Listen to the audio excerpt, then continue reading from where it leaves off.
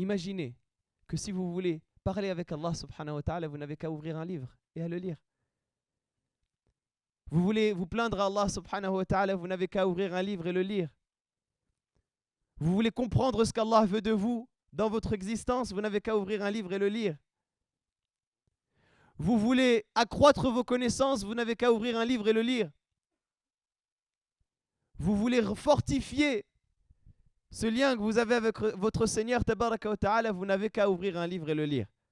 Ce Coran-là, c'est une porte ouverte qu'Allah subhanahu wa ta'ala nous a laissée pour s'adresser directement à lui à travers sa parole, Jalla Jalaluhu. Et quand on lit la parole d'Allah subhanahu wa ta'ala, en réalité, on a ce lien avec Allah subhanahu wa ta'ala qui fait que on rentre dans un aparté avec Allah azza wa jal. Et c'est la raison pour laquelle Allah subhanahu wa ta'ala accorde ce statut si particulier aux gens du Coran. Assalamu alaikum wa rahmatullahi wa barakatuh. بسم الله الرحمن الرحيم الحمد لله رب العالمين وأصلي وأسلم على أشرف الأنبياء والمرسلين نبينا محمد وعلى آله وصحبه أجمعين ولا حول ولا قوة إلا بالله العلي العظيم ولا حول ولا قوة إلا بالله العلي العظيم ولا حول ولا قوة إلا بالله العلي العظيم رب اشرح لي صدري ويسر لي أمري واحلل عقدة من لساني يفقه قولي أما بعد مرحبا بكم جميعا bienvenue à tous. À nouveau très heureux d'être parmi vous. Et je demande à Allah subhanahu wa ta'ala, de la même manière qu'il nous a réunis pour cet événement, qu'il nous réunisse dans les jardins du paradis et qu'il fasse de nous des frères accoudés sur des divans. Le sujet qui m'a été proposé pour cette courte intervention, c'est le sujet de l'importance de l'apprentissage du Coran. Mais pour qu'on puisse parler de l'apprentissage et de son importance, il faut revenir à la base de ce que l'on est et pourquoi est-ce que cet apprentissage-là il a une importance pour nous et pourquoi est-ce que ce Coran a une importance pour nous. Nous sommes toutes et tous, bifadlillahi ta'ala, par la grâce d'Allah subhanahu wa ta'ala, musulmans, ce qui signifie que nous croyons en Allah subhanahu wa ta'ala, que nous vénérons Allah subhanahu wa ta'ala comme étant notre Seigneur Jalla Jalaluhu qui nous a créés, comme étant celui qui nous a accordé tous les bienfaits et qui nous a accordé toutes les grâces.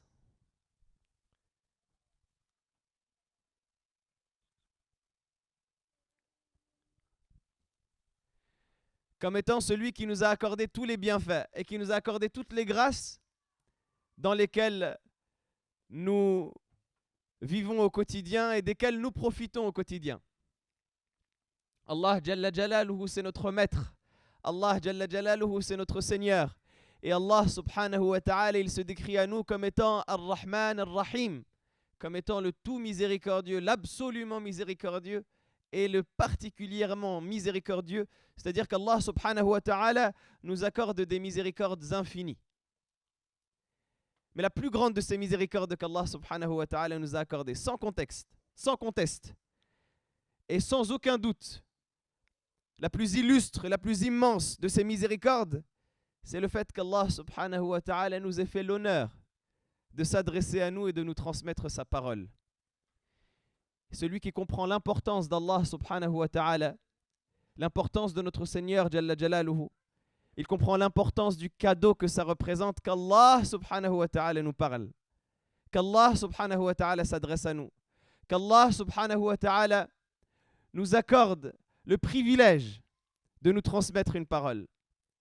Celui qui comprend l'importance d'Allah subhanahu wa ta'ala comprend l'importance de ce lien qu'il a avec Allah azza wa jal.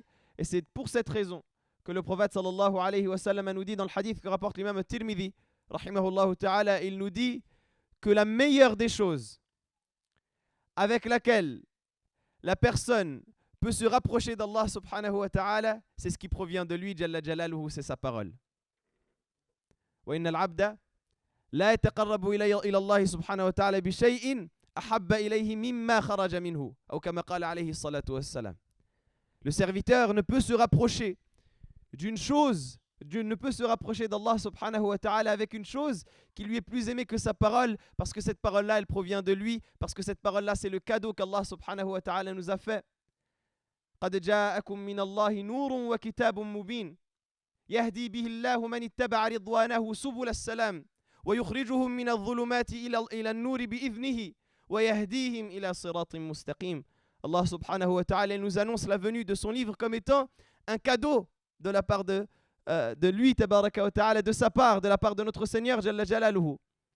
Lorsqu'il nous dit, vous êtes certes venu de la part d'Allah, un livre, une lumière et un livre explicite avec lequel et par lequel Allah subhanahu wa ta'ala guide ceux qui ont cru vers les voies de la paix.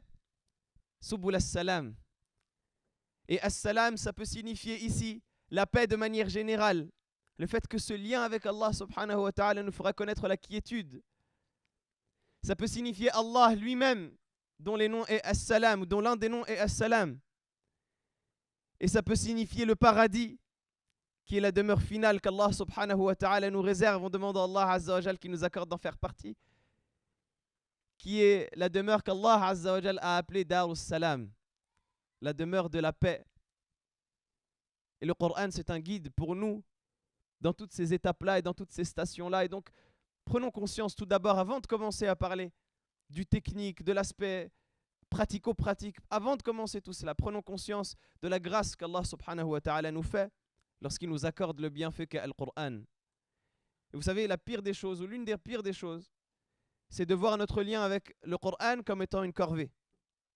De voir notre lien avec le Coran comme étant une difficulté de laquelle on va se décharger par conformisme, pour faire comme on nous dit, pour appliquer le rappel.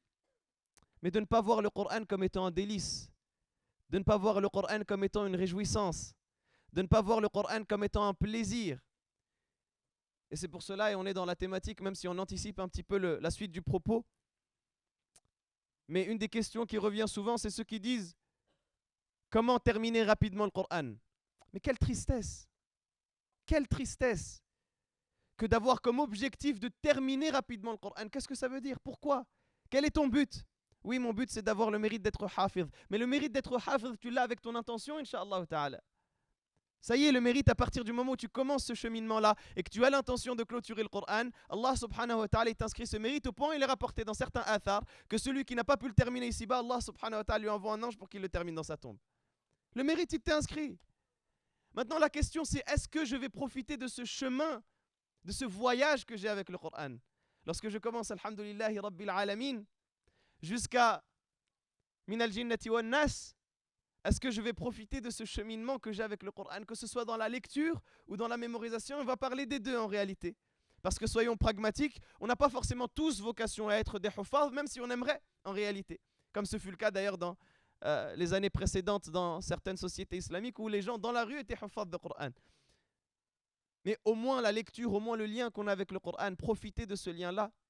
Et c'est pour cela que Abdullah ibn Mas'ud radiyallahu ta'ala anhu, pour ne pas que vous disiez que ces paroles-là, je les sors de moi-même, Abdullah ibn Mas'ud, il disait lorsque l'un d'entre vous commence une sourate, que son obsession ne soit pas de finir la sourate, que son obsession ne soit pas la فلا يكن همه آخر السورة, ou فلا يكن همه آخر السورة, que son obsession ne soit pas la fin de la sourate, mais au contraire qu'il profite, qu'il prenne du plaisir à lire la parole d'Allah subhanahu wa ta'ala, à se rendre compte qu'il a en face de lui un cadeau qu'Allah lui a fait, une lumière qu'il est en train d'ouvrir. Et en réalité ne peut accéder à cette lumière-là que celui qui a conscience de la valeur de ce cadeau. De la même manière que lorsqu'on fait un cadeau à quelqu'un, imaginez vous recevez un cadeau d'une personne. Si vous ne savez pas le prix de ce cadeau, comment est-ce que vous allez comporter vis-à-vis de ce cadeau? Vous allez peut-être le jeter, le négliger, le poser, kada. On vous offre un vêtement, vous ne saviez pas que c'était un vêtement de haute couture. Vous allez le mettre pour faire du sport, pour faire le ménage. Vous allez dire, c'est juste un t-shirt, c'est juste un pull, c'est juste un... Mais le jour où on vous dira, ah non, mais ce pull-là, mais il coûte tant et tant, là directement, ce cadeau-là, il prendra de la valeur à vos yeux. Et cet exemple-là, il peut paraître banal, il peut paraître bateau, mais en réalité, il a son importance. Parce qu'il y a beaucoup de gens qui disent quoi? Je ne comprends pas, quand je lis le Coran, je ne ressens rien. Quand je lis le Coran, ça n'a pas d'effet sur moi. Quand je lis le Coran, j'ai l'impression que tout ce que les gens disent, lorsqu'ils disent ça a changé ma vie, etc., ça ne s'applique pas à moi. Mais parce que toi-même, La première étape que tu as avec le Coran, elle est erronée. La conscience que tu as vis-à-vis du Coran, elle est erronée. Tu vois le Coran comme étant un objectif de lecture. Tu vois le Coran comme étant une grille. Tu vois le Coran comme étant un nombre de mots. Et tu ne vois pas le Coran comme étant un cadeau, comme étant une lumière, comme étant une bénédiction, comme étant une grâce, comme étant un privilège que tu as. Ce n'est pas toi qui donnes un privilège à la religion lorsque tu lis le Coran. On a parfois, moi le premier évidemment je m'inclus dans ce que je dis, on a parfois ce sentiment-là vis-à-vis de la religion d'Allah de rendre service. Je suis en train de rendre service à l'islam lorsque je me pose à la mosquée et je lis le Coran. Je suis bon musulman, je soutiens l'islam avec mes épaules. Non, l'islam n'a pas besoin de toi. Wallahi al-azim, c'est l'islam qui te rend service, c'est le Coran qui te rend service. C'est le Coran qui est ton maître et c'est toi qui es à son service. C'est pas l'inverse. Il faut prendre garde à penser le rapport dans l'inverse, non. C'est le Coran qui te rend service. Allah subhanahu wa ta'ala dit yamunnuna alayka an aslamu qul balillahu yamunnu alaykum an hadakum lil iman. Ils te mentionnent leur conversion à l'islam comme étant un bienfait de leur part. Non. C'est Allah qui vous a accordé le bienfait de vous avoir guidé vers la foi. C'est Allah qui vous a accordé le bienfait de vous guider vers le Coran. وَمَا كُنَّا لِنَهْتَدِيَ لَوْلَا أَنْ هَدَانَ اللَّهُ. Et nous ne pourrions être guidés si ce n'est qu'Allah subhanahu wa ta'ala nous a guidés. Donc la première des choses, c'est de voir le Coran comme étant un cadeau. Et wallahi, c'est un privilège. Wallahi, on est nahnu ummatun marhuma. On est une communauté à laquelle Allah a fait miséricorde. On est une communauté qu'Allah aime. Et l'un des meilleurs signes de l'amour d'Allah subhanahu wa ta'ala pour nous, c'est la présence de ce Coran. Vous savez pourquoi? Imaginez que si vous voulez parler avec Allah subhanahu wa ta'ala, vous n'avez qu'à ouvrir un livre et à le lire. Vous voulez vous plaindre à Allah subhanahu wa ta'ala, vous n'avez qu'à ouvrir un livre et le lire. Vous voulez comprendre ce qu'Allah veut de vous dans votre existence, vous n'avez qu'à ouvrir un livre et le lire. Vous voulez accroître vos connaissances, vous n'avez qu'à ouvrir un livre et le lire. Vous voulez fortifier ce lien que vous avez avec votre Seigneur, tabaraka wa ta'ala, vous n'avez qu'à ouvrir un livre et le lire. Ce Coran-là, c'est une porte ouverte qu'Allah subhanahu wa ta'ala nous a laissée pour s'adresser directement à lui à travers sa parole, Jalla Jalaluhu. Et quand on lit la parole d'Allah subhanahu wa ta'ala, en réalité, on a ce lien avec Allah subhanahu wa ta'ala qui fait que on rentre dans un aparté avec Allah azza wa jal. Et c'est la raison pour laquelle Allah subhanahu wa ta'ala accorde ce statut si particulier aux gens du Coran. Et encore une fois, tout cela, ce n'est pas moi qui le dis. Qu'est-ce que le prophète sallallahu alayhi wa sallam il dit? Inna lillahi ahlina minan nas. Allah subhanahu wa ta'ala a des proches parmi les gens. J'ai envie de vous poser la question. À ce stade du hadith, on réfléchit encore sur la phrase. Inna lillahi ahlina minan nas. Allah a des proches parmi les gens.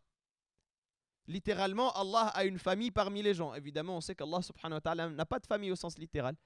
Allah subhanahu wa ta'ala a des proches parmi les gens. J'ai envie de vous poser la question maintenant et répondez. Qu'est-ce que ça vous évoque, le fait qu'on parle de proches? Qu'est-ce que ça vous évoque? À quoi ça vous fait penser? Si je vous dis Karim, il a un cercle de connaissances. Mais dans ce cercle de connaissances, il a des proches. Qu'est-ce que ça veut dire? L'intimité. Des gens qui l'aiment. La proximité. Allah subhanahu wa ta'ala, il accorde un traitement de faveur à ces gens-là.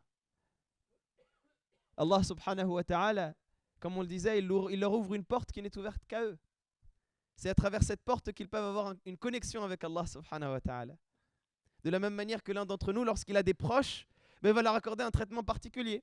Si une personne éloignée va l'appeler pour qu'il lui rende un service, peut-être qu'il ne va pas répondre. Il va dire « je suis occupé, etc. » Mais si c'est un proche, si c'est ton épouse qui t'appelle et elle dit « dépose-moi à l'hôpital », tu vas dire la même chose que si c'est le voisin d'en face. Là, c'est je parle pas à toi, t'inquiète pas, je sais.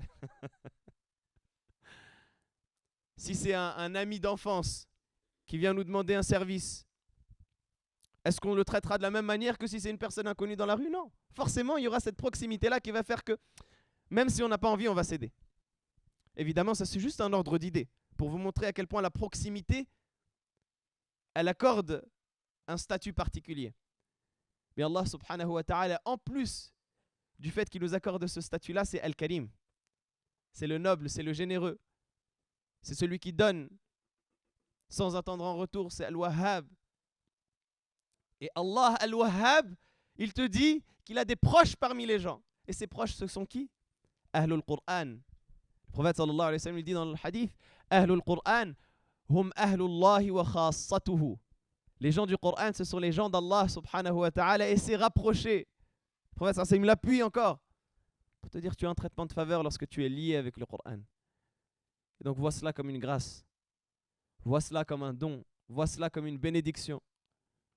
Prends conscience du fait que Allah subhanahu wa ta'ala te sauve.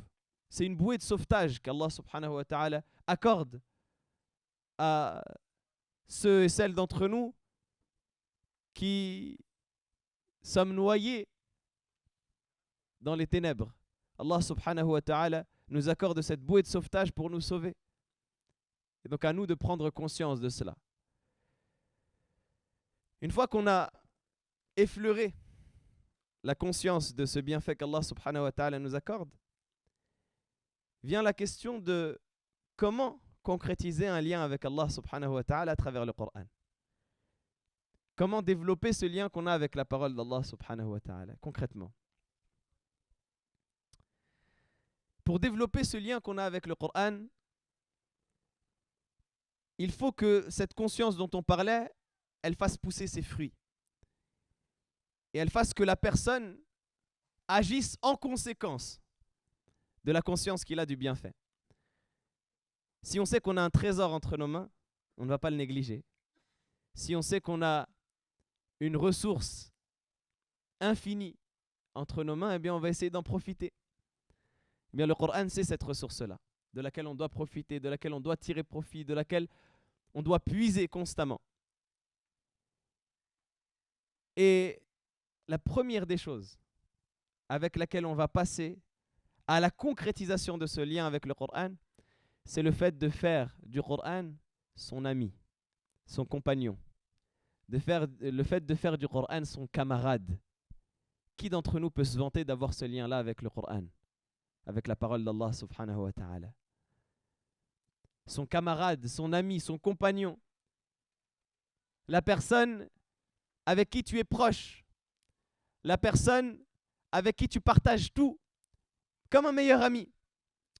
Chacun d'entre nous peut-être, et chacune d'entre nous a des meilleurs amis qu'on va solliciter dès qu'on a un événement dans notre vie,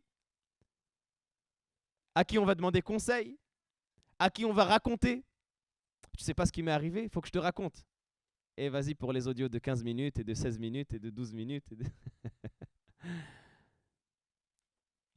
Parce que ce lien-là d'amitié, il fait que la première personne à qui on va penser quand on va être dans cette situation, c'est ce compagnon-là, c'est cet ami auprès de qui on peut trouver du réconfort lorsqu'on est triste, avec qui on peut partager sa joie lorsqu'on a un événement heureux, et avec qui on peut partager des moments de vie et des moments du quotidien, parce qu'on sait que ce sera une épaule, parce qu'on sait que ce sera une personne agréable, dont la compagnie est agréable. Eh bien, ce même lien, on doit le développer avec le Coran. Comment, me direz-vous? Bien, de la même manière qu'on sollicite nos amis dans les moments où on est triste, aller vers le Coran dans les moments où on est triste. De la même manière qu'on partage avec nos amis les moments où on est heureux, eh bien, aller vers le Coran dans les moments où on est heureux. Oui, ne pas se laisser avoir par l'insouciance du moment, lorsqu'on est enivré par la joie. Essayez de développer un lien avec le Coran. Vous allez me dire comment? En ouvrant le Coran et en lisant, dès que j'ai un événement qui est heureux, je me mets dans un coin de la pièce et j'ouvre le Coran. Non, c'est pas ça. Quand on dit faire du Coran son compagnon de vie, c'est-à-dire que tous tes moments soient ponctués avec le Coran. Qu'à chaque fois que tu fais une chose, tu penses à un verset. Qu'à chaque fois que tu fais un pas, il y ait une chose qui te vient à l'esprit. Allah subhanahu wa ta'ala, il nous a gratifié de tellement de versets dans le Coran qui peuvent nous servir au quotidien, qu'on a matière à méditer dès qu'on a un événement qui nous vient sur une des paroles d'Allah subhanahu wa ta'ala. Allah subhanahu wa ta'ala, il nous dit Ah, si tu es triste, par exemple, eh bien tu te souviens du verset où Allah subhanahu wa ta'ala dit وَلَا تَهِنُوا وَلَا تَحْزَنُوا وَأَنْتُمُ الْأَعْلَوْنَ إِن كُنتُم مُؤْمِنِينَ. Ah, ne faiblissez pas et ne soyez pas attristés alors que vous êtes les supérieurs, alors que vous êtes, vous, supérieurs aux autres, si vous êtes véritablement croyants.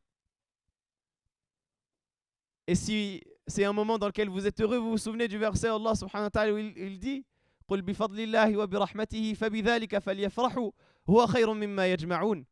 Dit c'est par la grâce d'Allah subhanahu wa ta'ala et par sa miséricorde qu'ils doivent être heureux. C'est meilleur pour eux que ce qu'ils rassemblent de cette vie d'ici-bas. Et si tu as une richesse qui te vient de la part d'Allah subhanahu wa ta'ala, eh bien tu te souviens du verset où Allah subhanahu wa ta'ala il dit ولا تمدن عينيك إلى ما متعنا به أزواجا منهم زهرة الحياة الدنيا لنفتنهم فيه ورزق ربك خير وأبقى. Et ne tends pas ton regard vers ceux avec quoi nous avons comblé, vers ceux avec quoi nous avons réjoui certains d'entre eux, comme parure et comme beauté de cette vie d'ici-bas, afin que ce soit pour eux une tentation. Et la subsistance de ton Seigneur est meilleure et plus pérenne encore.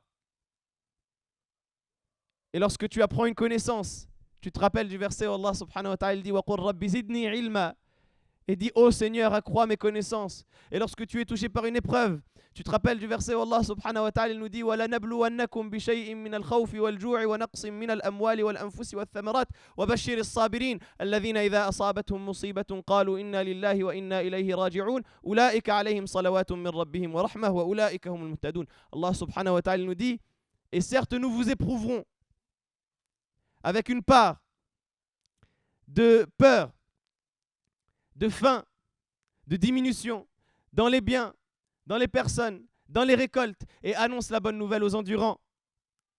Ceux qui, lorsqu'ils sont touchés par une épreuve, disent « Nous sommes à Allah et c'est vers lui que nous retournons ».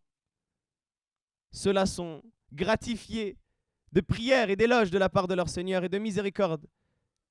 Et ceux-là sont ceux qui réussissent, ceux qui sont bien guidés.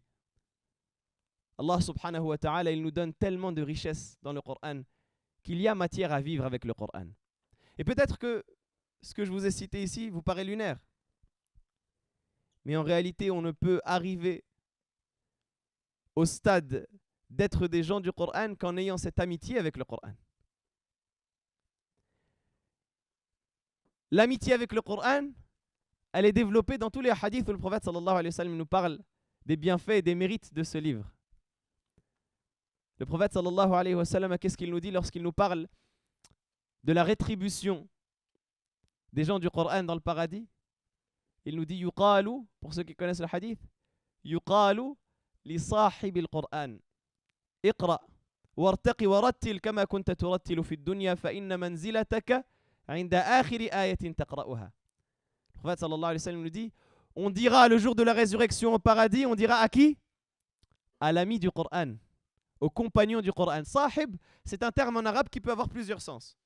Ça peut avoir comme sens celui qui accompagne. Ça peut avoir comme sens celui qui est ami. Et de la même racine, vous avez les sahaba. Comme ça peut avoir comme sens le possesseur, celui qui possède une chose. Tous ces sens sont réunis dans ce hadith. Celui qui est ami du Coran, qui a développé un lien d'affection avec le Coran, qu'il retrouvera le jour de la résurrection. Et on y reviendra juste après. Celui qui est accompagné par le Coran, comme on l'a dit, celui qui par toutes les étapes de sa vie, lorsqu'il passe, eh bien, il se souvient d'un verset ou d'une parole d'Allah subhanahu wa ta'ala. Et celui qui possède le Coran, c'est-à-dire celui qui a avec lui le Coran, qui a travaillé pour l'avoir avec lui, pour le mémoriser comme s'il l'avait dans sa main. Et à défaut de le mémoriser comme si on l'avait dans sa main, au moins l'avoir avec soi constamment et avoir ce lien-là qui fait que c'est comme si on l'avait à chaque fois à proximité. Et on a dit, dans la première signification, on a dit développer un lien de proximité et d'affection avec le Coran. Vous allez peut-être penser que j'exagère et que je suis en train de personnifier une chose qui n'est pas personnifiable. Mais ne vous trompez pas en pensant que ces paroles-là sont les miennes. Ces paroles sont celles du prophète sallallahu alayhi wa sallam. Et la preuve en est dans le hadith que rapporte l'imam al-Darimi et l'imam Ahmad dans son Musnad, dans lequel le prophète sallallahu alayhi wa sallam nous dit « Ta'allamu surat al-Baqarah فإن أخذها بركة وتركها حسرة ولا تستطيعها البطلة. Le prophète sallallahu alayhi wa sallam nous dit apprenez Surat al-Baqarah parce que son apprentissage est une bénédiction, son délaissement est une tristesse et un malheur, et les sorciers et les gens du mal ne peuvent rien contre elle. Le prophète sallallahu alayhi wa sallam il nous dit apprenez az-Zahrawan, ta'allamu az-Zahrawan, Surat al-Baqarah ou Surat Ali Imran. Apprenez Surat al-Baqarah et Surat Ali Imran. فإنهما الزهراوان وإنهما يأتيان يوم القيامة يظلان صاحبهما كأنهما غمامتان أو غيايتان أو فرقان من طير صواف. Le prophète sallallahu alayhi wa sallam il dit apprenez Surat al-Baqarah et Ali Imran parce qu'elles viendront le jour de la résurrection, parce que ce sont les deux sourates lumineuses. Ce sont les deux sourates illuminantes. Et elles viendront le jour de la résurrection comme deux grands nuages ou comme deux grandes nuées d'oiseaux pour recouvrir les gens qui les auront apprises et mémorisées. Et là vient Mahallu Shahid, Marbitul Faras, Baytul Qasid. C'est là que vient ce qui nous intéresse du hadith. Le prophète sallallahu alayhi wa sallam il nous dit وَإِنَّ الْقُرْآنَ لَيَلْقَى صَاحِبَهُ يَوْمَ الْقِيَامَةِ حِينَ يَنْشَقُّ عَلَيْهِ الْقَبْرُ كَالرَّجُلِ الشَّاحِبِ. Le prophète sallallahu alayhi wa sallam il nous dit et le Coran viendra à la rencontre de son ami le jour de la résurrection, au moment où la tombe s'ouvrira et au moment où il sortira de sa tombe sous la forme d'un jeune homme épuisé, d'un jeune homme fatigué avec le visage pâle. Pourquoi à votre avis? Allah, les savants du hadith, commentez-nous ce hadith. Pourquoi est-ce que le Coran viendra à la rencontre de cette personne sous la forme d'un homme fatigué? Le temps à le mémoriser, ce qui lui a donné comme importance à vous chauffer. Masha'Allah, on a des vrais savants du hadith et des savantes. Oui, derrière, qu'on donne un peu la parole à ceux du fond. Je vous écoute. Vous avez levé la main à côté de la fenêtre, non? Ah non, c'était juste pour toucher un papillon? Ok, bon bah on vous laisse à votre chasse des papillons alors. Si c'était une vraie participation, n'hésitez pas à lever plus haut pour que je vois. Ah bah voilà, je vous écoute. Oui, il faut s'exprimer. Ah, c'est votre fils. C'est une très bonne réponse. Vous félicitez votre fils de ma part. Parce que le Coran, il viendra en symbolisant la situation de la personne. Comment est-ce qu'elle aura été le jour de la résurrection? C'est-à-dire que la personne se sera fatiguée, aura veillé la nuit au point d'avoir des cernes, au point d'être pâle. Comme la situation d'une personne malade, de ne pas beaucoup dormir, etc. pour le Coran. Et pour ce qui découle du Coran, pour l'apprentissage, etc. Eh bien, le Coran, comme pour le rétribuer de cet effort, il viendra avec cette apparence. Pour lui dire, tu vois tes efforts que tu as faits, bien ils sont là, ils sont présents. Et donc il viendra à la rencontre de celui qui sera détenteur du Coran et il lui dira, Ata'rifuni? Il lui dira, est-ce que tu me reconnais? Et la personne lui dira, Ma a'rifouk, je ne te reconnais pas. Avant d'aller plus loin dans le dialogue, juste pour recontextualiser, on ne parle pas d'une rencontre au détour d'un chemin ou à un arrêt de bus. On parle de Yawm al-Qiyamah, au moment où les gens ressusciteront. Le jour où les gens, Allah subhanahu wa ta'ala dit wa tara an-nasa sukara wa ma hum bisukara. Le jour où on verra les gens comme s'ils étaient ivres alors qu'ils ne le sont pas. Le jour où les gens se bousculeront les uns les autres, se chevaucheront les uns les autres. Bien celui qui détenait le Coran dans cette vie d'ici-bas, il aura la visite de cet homme. Et au milieu de la cohue, il lui dira, est-ce que tu me reconnais? Il lui dira, non, je ne te reconnais pas, qui es-tu? Qu'est-ce qu'il lui dira? Ana sahibuka al-Qur'an. Alladhi adma'tuka fil hawajir. Wa ashartu laylak. C'est moi ton ami le Coran. C'est moi qui t'ai fait veiller la nuit. Et c'est moi qui t'ai assoiffé la journée à force de me réciter. Wa inna kulla tajirin wara'a tijaratihi wa innaka al-yawma wara'a kulli tijara. Il dit tout commerçant et derrière son commerce, il surveille son profit, etc. Toi aujourd'hui, tu as gagné tous les profits. Tu as tout gagné.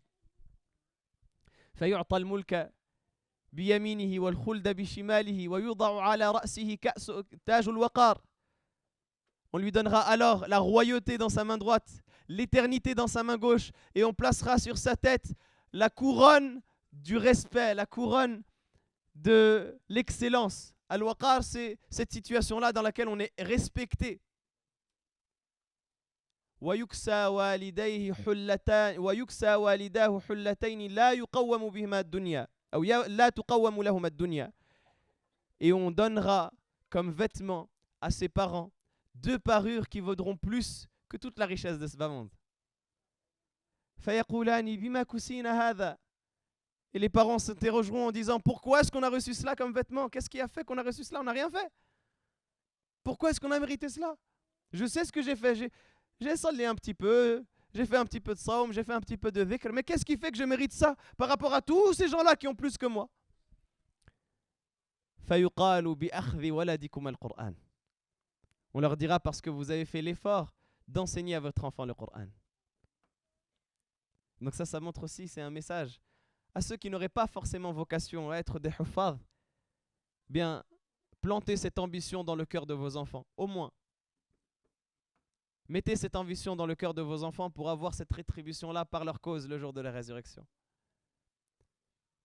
Allah subhanahu wa ta'ala nous accorde ce mérite-là d'être parmi ceux qui ont ce lien avec lui, Jalla Jalaluhu, d'amitié avec le livre d'Allah subhanahu wa ta'ala. Eh bien, ne le négligeons pas et faisons en sorte de le faire perdurer en nous-mêmes et dans les générations qui suivent. Et faisons en sorte de donner pour cela les efforts qu'il faut et les sacrifices qu'il faut. Il y a un adage qui dit Al-Qur'an, إذا أعطيته كلك أعطاك بعضه. Le Coran, si tu lui donnes l'intégralité de ta personne, il ne te donnera qu'une petite partie de lui. Le Coran, il t'accordera une infime partie de lui à condition que tu te consacres à lui entièrement. Alors que dire de celui qui se consacre à lui dans son temps libre? Les quelques minutes qui lui restent à la fin de la journée, bon, je vais réciter une page, une demi-page. Vous savez, le discours de la facilité, il est bien. C'est bien, ça permet de motiver ceux qui sont débutants. Mais là, je sais que je prêche des convaincus. Si vous êtes ici, c'est que vous avez l'envie. Il ne faut pas avoir avec vous le discours de « lis une demi-page par jour, apprends une ligne ». Non! Le Coran, c'est une responsabilité. C'est une chose pour laquelle vous rendrez des comptes le jour de la résurrection. Et c'est une preuve pour vous ou contre vous, comme dit le prophète sallallahu alayhi wa sallam, wal Qur'anu hujjatun laka aw alayk. C'est une preuve en notre faveur ou en notre défaveur. Bien, tâchons de faire en sorte que ce soit une preuve en notre faveur et tâchons de faire en sorte qu'on soit fiers d'avoir eu la grâce du Coran et tâchons de faire en sorte que le Coran intercède pour nous le jour de la résurrection. Comme on sait, c'est le meilleur des intercesseurs, comme le dit l'imam Shatibi rahimahullah ta'ala, wa inna kitab Allahi awthaqu shafi'in wa aghna ghana'in wahiban mutafaddila wa khayru jalisin la yumallu hadithuhu wa tardaduhu yazdadu fihi tajammula wa haythu al-fata yarta'u fi dhulumatihi min al-qabri yalqahu sanan mutahallila hunalika yahnihi maqilan wa rawdatan wa min ajlihi fi dhirwati al-'izzi yujtala yunashidu fi irdaihi li habibihi فأجدر به سؤلا إليه موصلا فيا قارئ القرآن به متمسكا مجلا له في كل حال مبجلا هنيئا مريئا والداك عليهما ملابس أنوار من التاج والحلى فما ظنكم بالنجل عند جزائه أولئك أهل الله والصفوة الملا أولو العلم والإحسان والصبر والتقى حلاهم بها جاء القرآن مفصلا إلى آخره. فنسأل الله تعالى أن يجعلنا منهم وأن يبارك لنا في القرآن وأن يجعل علاقتنا به علاقة وتيدة وأن ييسر لنا النيل والنهل من أنواره والأخذ من بركاته. اللهم آمين. بارك الله لي ولكم في الكتاب العظيم ونفعني الله وإياكم بما فيه من الآيات والذكر الحكيم. أقول قولي هذا واستغفر الله لي ولكم من كل ذنب فاستغفروه إنه هو الغفور الرحيم. جزاكم الله خيرا. Mes excuses pour avoir fait long et qu'Allah subhanahu wa ta'ala vous préserve et vous récompense. Barakallahu fikum. Assalamu alaikum.